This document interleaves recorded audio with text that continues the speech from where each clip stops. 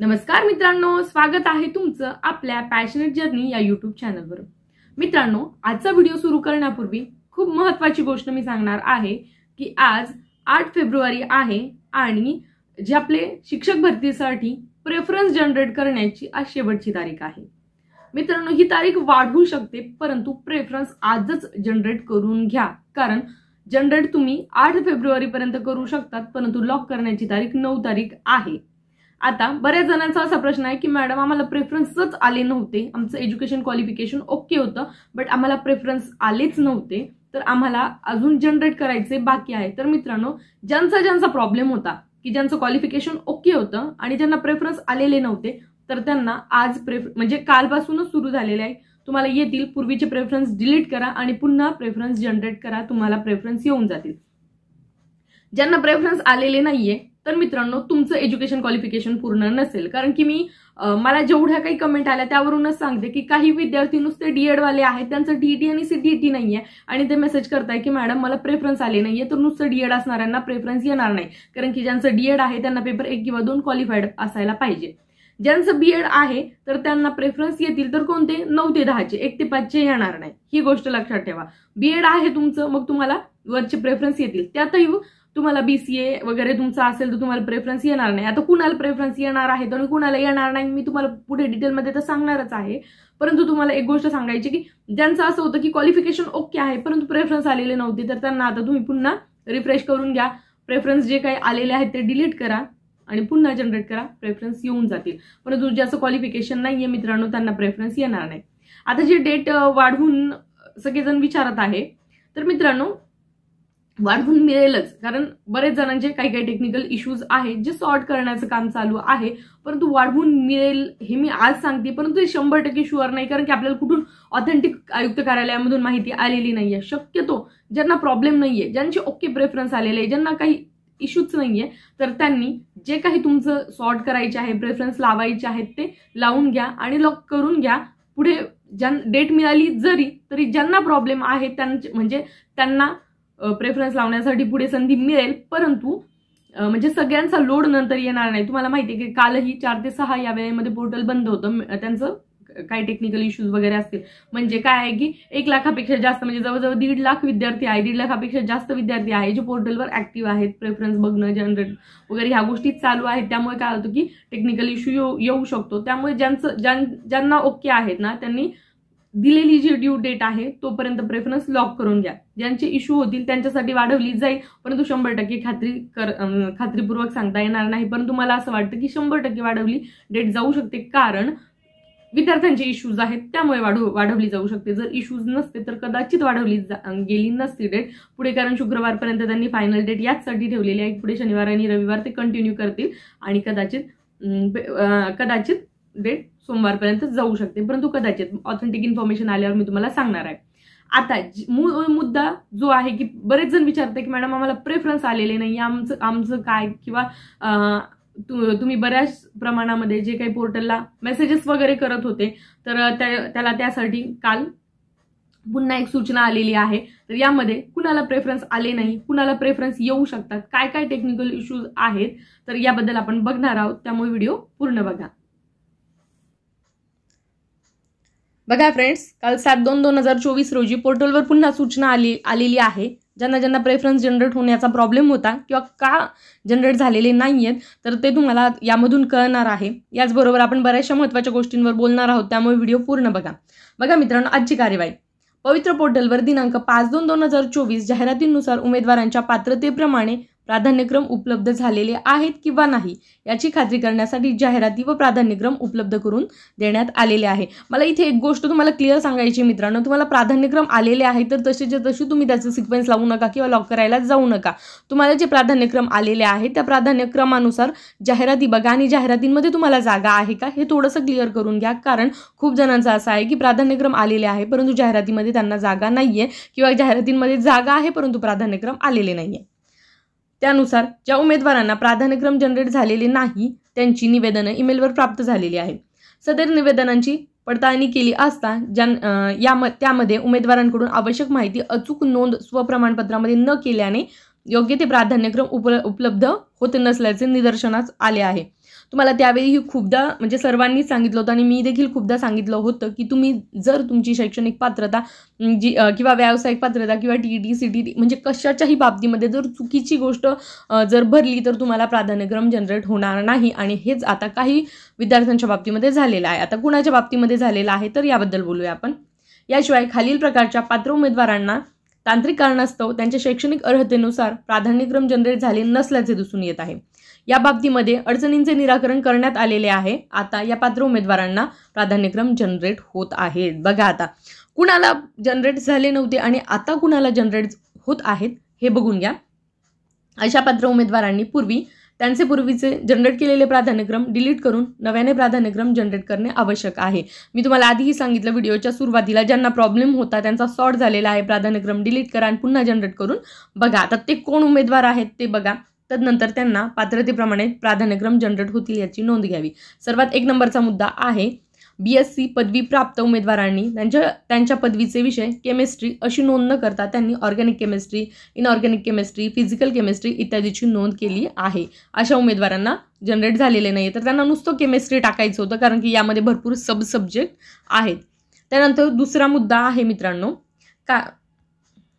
दुसरा मुद्दा बघा मित्रांनो, काही MSc पदव्युत्तर पदवी प्राप्त उमेदवारांनी त्यांचे सदरचे विषय केमिस्ट्री, बायोलॉजी असे केलेले आहेत. प्रत्यक्षात त्यांनी केमिस्ट्रीबाबत organic chemistry, inorganic chemistry, physical chemistry अशी नोंद केली नाही. तसेच बायोलॉजी विषयाच्या बाबतीमध्ये झुलॉजी, बॉटनी अशी नोंद केलेली नाही. आता जे MSc पदव्युत्तर पदवी असेल तर त्यांना कळलेले असेल की तुम्ही काय चुका केलेल्या आहेत. त्यानंतर बघा एमकॉम आणि BCom BCA वाल्यांनी मला बरेच मेसेज केले तर त्यांनी बघून घ्या. काही MCom पदव्युत्तर पदवी प्राप्त उमेदवारांनी म्हणजे पोस्ट ग्रॅज्युएशनवाले त्यांचे पदव्युत्तर पदवी विषय बँकिंग, इकॉनॉमिक्स, बिझनेस मॅनेजमेंट अशी नोंद केली असल्याने प्राधान्यक्रम जनरेट झालेले नाही.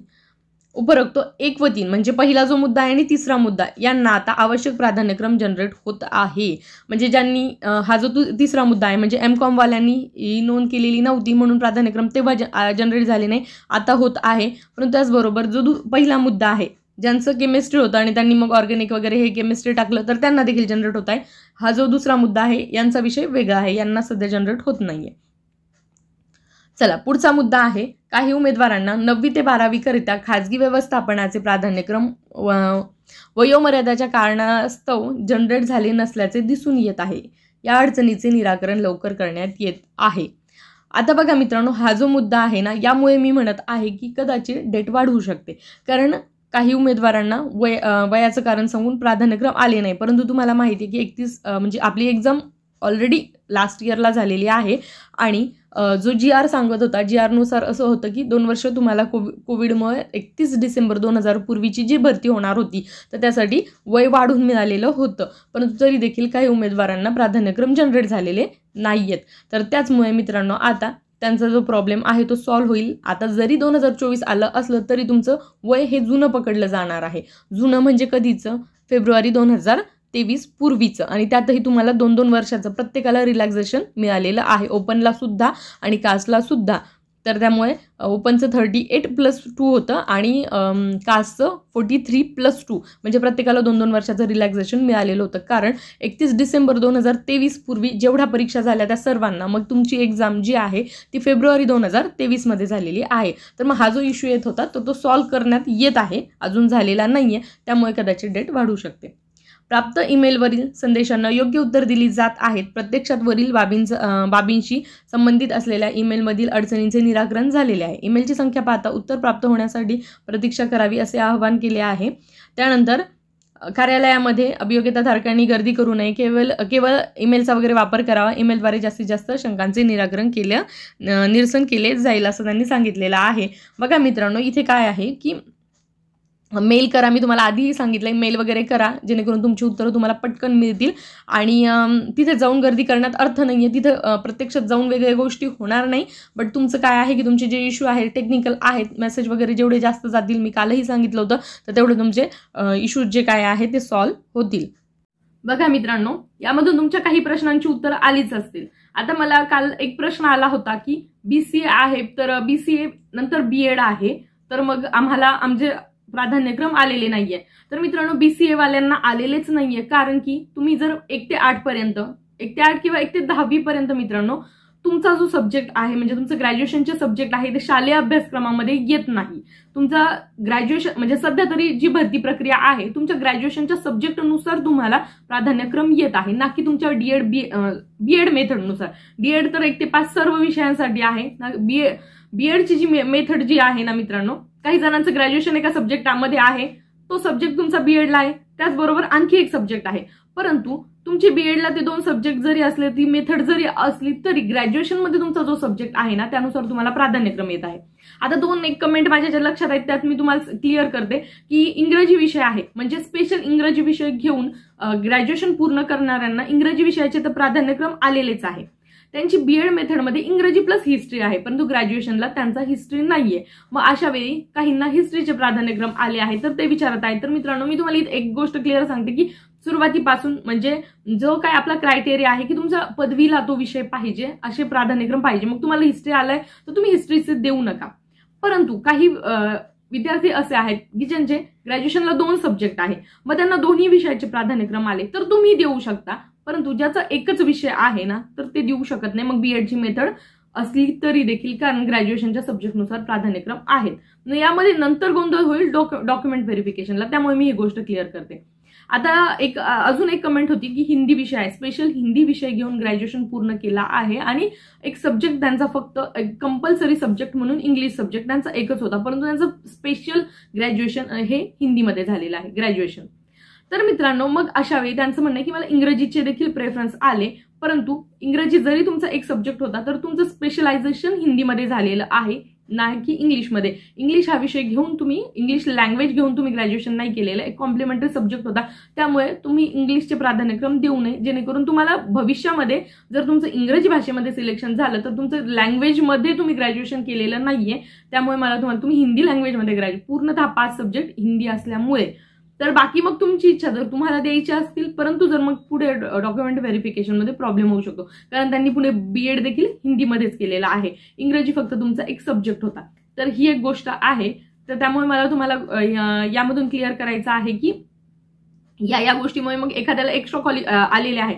आता सोशल सायन्सवाल्यांना कसं झालेलं आहे, सोशल सायन्समध्ये जे सब्जेक्ट येतात तर सोशल सायन्सचे प्रेफरन्स सोशल सायन्स नाव लिहिलेलं आहे तिथे तुम्ही आहात, परंतु सोशल सायन्समध्ये ज्यावेळी हिस्ट्री, जिओग्राफी, इकॉनॉमिक्स किंवा ज्या सब्जेक्ट एका पर्टिक्युलर सब्जेक्टचं नाव लिहिलं जातं तेव्हा तुमचं ग्रॅज्युएशन त्या सब्जेक्टमध्ये असायला हवं. तुम्हाला जिओग्राफीची जागा आली, तुम्ही सोशल सायन्स आहे परंतु तुमचं सोशल सायन्समध्ये हिस्ट्री आहे, त्यावेळी जिओग्राफीचा प्रेफरन्स तुम्ही देऊ शकत नाही. ही गोष्ट लक्षात घ्या.